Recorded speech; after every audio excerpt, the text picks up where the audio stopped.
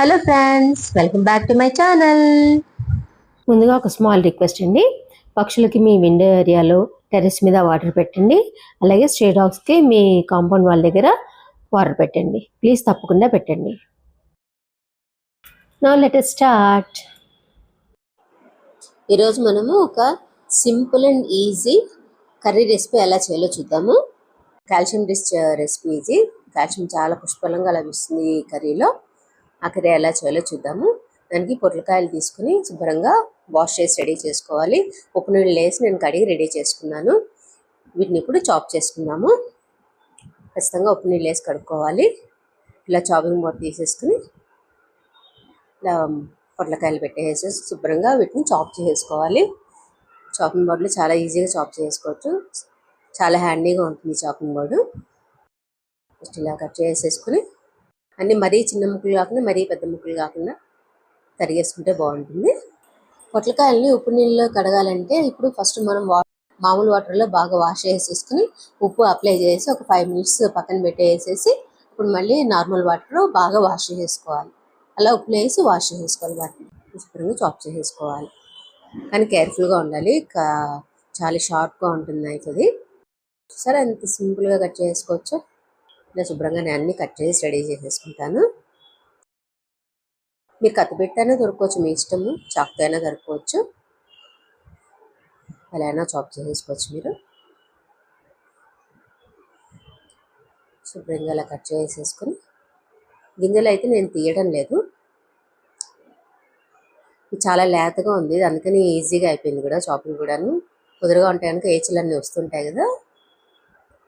ఇది చాలా బాగుంది. ఇది చాలా లేతకాయ అయితే చాలా బాగుంటుంది కూరకు కూడాను. ఇలా శుభ్రంగా అన్ని చాప్ చేసి రెడీ చేసుకోవాలి.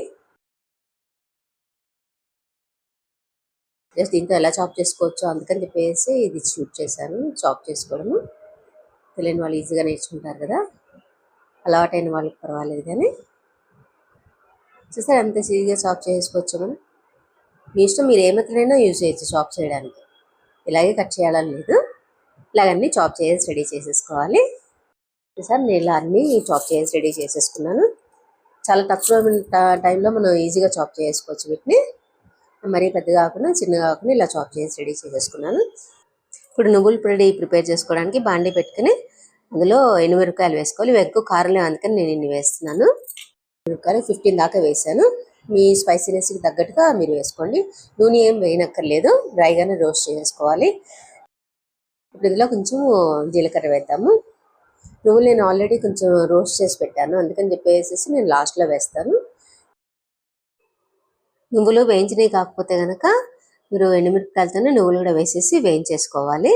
ఇలా కదుపుతూ వేయించేసుకోవాలి. సరే, ఎండుమిరపకాయలు ఇలా బాగా వేగిపోయాయి కదా.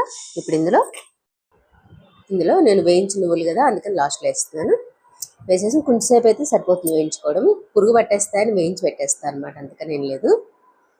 సరే, ఇప్పుడు వేగిపోయాయి. పెద్ద ప్లేట్లోకి ట్రాన్స్ఫర్ చేసుకుని ఫ్యాన్ పెట్టేసామంటే చల్లారిపోతాయి. ఇప్పుడు అదే బాండీలో కోల్డ్ ప్రెస్డ్ కోకోనట్ ఆయిల్ వేస్తున్నాను. మీరు ఏదైనా ఆయిల్ వేయచ్చు. శనగపప్పు వేసుకోవాలి. మామూలు పోపే అన్నీ మనం వేసుకునేది, రెగ్యులర్గా వేసుకునేది. మినపప్పు కూడా వేసేసుకోవాలి. అలాగే ఆవాలు కూడా వేసేసుకోవాలి. ఇందులో కొంచెం ఇలా వేయించేసుకొని ఇందులో జీలకర్ర కూడా వేసేసుకోవాలి. ఎండుమిరపకాయలు కూడా వేసుకోవాలి. ఇలా జస్ట్ ఇలా కట్ చేసేసి వేసేసుకుంటే సరిపోతుంది. ఇందులో ఇంగు కూడా వేయాలి. ఇంగు వేస్తే మంచి టేస్ట్ ఉంటుంది. కర్రీ అయినా కూడా బాగుంటుంది టేస్ట్ ఇంగు వేయడం వలన. పోపు వేయించేసుకోవాలి. సరే, ఇప్పుడు పోపు బాగా వేగిపోయింది. ఇందులో కొంచెం కరివేపాకు కూడా వేయాలి. అది ఎండబెట్టిన కరివేపాకు ఉంది, అది వేసేసాను.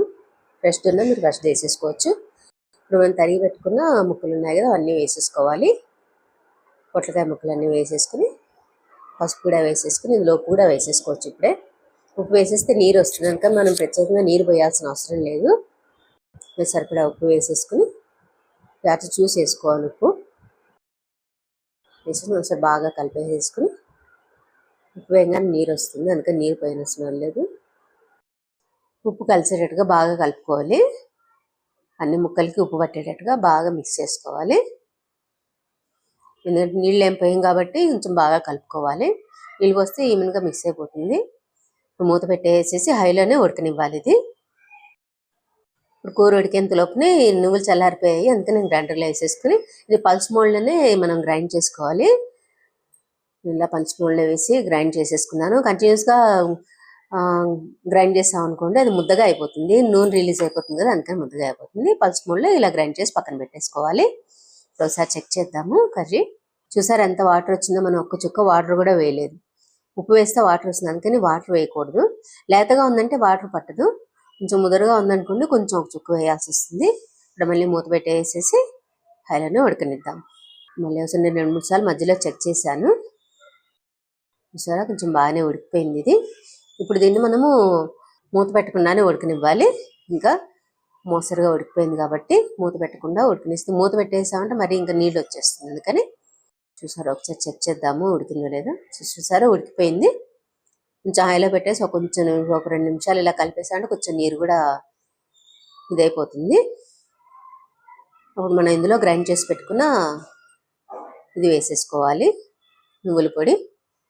నువ్వుల పొడిలో నేనేమి ఉప్పు వేయలేదు. వాళ్ళు ఉప్పు వేస్తే, మీరు ఉప్పు వేసినట్టయితే కనుక చూసుకుని వేసుకోవాలి కూరలో ఉప్పు. నువ్వుల పొడి వేసేసి బాగా కలుపుకోవాలి. కొంచెం ఎక్కువ ఉంటేనే బాగుంటుంది నువ్వుల పొడి, ఇందులో ఇంకొంచెం వేద్దాము.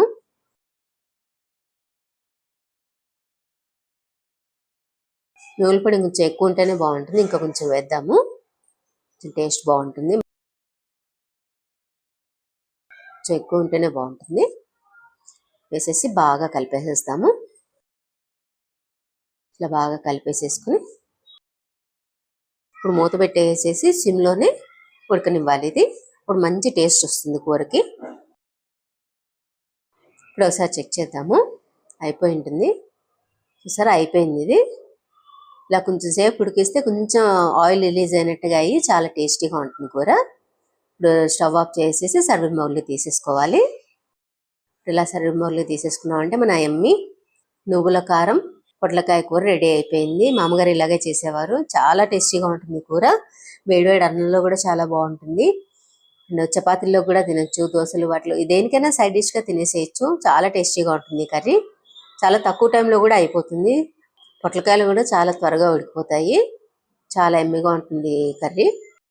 కారం మటుకు మీ టేస్ట్కి తగ్గట్టుగా వేసుకోండి. కారం తక్కువ ఉంటేనే బాగుంటుంది, కమ్మగా ఉంటుంది కదా నువ్వుల పొడి, అందుకని. ఎక్కువ కారం లేకుండా ఉంటేనే చాలా టేస్టీగా ఉంటుంది కర్రీ.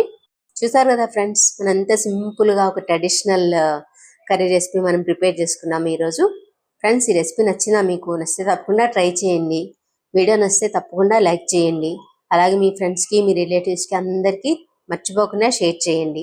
అలాగే మరిన్ని కొత్త రెసిపీస్ కోసము, ఇంట్రెస్టింగ్ వీడియోస్ కోసము ఈ ఛానల్కి తప్పకుండా సబ్స్క్రైబ్ చేయండి. అలాగే పక్కనున్న బెల్ ఐకాన్ని ఆల్ అనే ఆప్షన్ని యాక్టివేట్ చేసుకుంటే కనుక నేను వీడియో వేసినప్పుడల్లా ఫస్ట్ మీకే నోటిఫికేషన్ వస్తుంది. Friends, thank you very much for your valuable time and support. See you next week.